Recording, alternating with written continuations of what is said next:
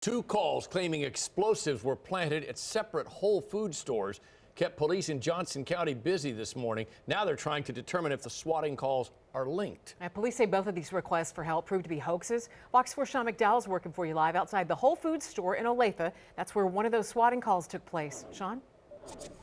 Lauren, John, there are certainly some similarities between these two calls. They both summoned police to Whole Foods locations. The stores are somewhat close to one another, and they happen within a half an hour of each other this morning. Police complain that swatting calls, as they're known, distract police from their regular duties and from legitimate calls for help from the public.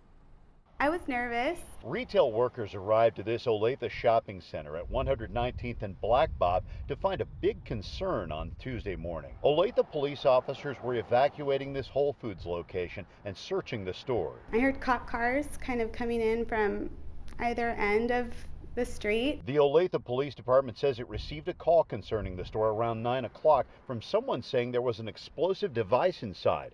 Officers searched the store, but they didn't find anything dangerous. Adina Yodeler works at the Health Spot just across the street from Whole Foods in Olathe. It's always a little nerve-wracking when you see a bunch of cops and you don't know what's going on. Roughly 30 minutes before the incident in Olathe, police in Overland Park received a similar call saying there was an explosive device inside the Whole Foods store at 119th and Lamar. Officers evacuated that store too, and a search of the Overland Park store turned up nothing of concern.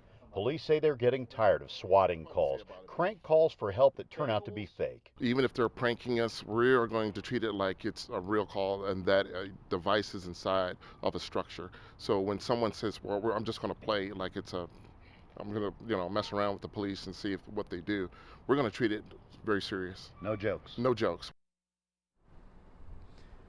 Now, we asked a Whole Foods spokesperson earlier today if there might be any known relationship between these two calls, but our question sent via email was not answered.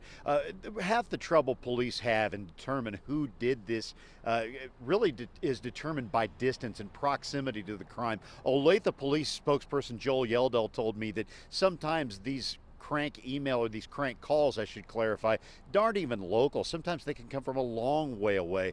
John, if anyone in the public might have information that can assist in this investigation, please reach out to police in Overland Park or in Olathe, Kansas.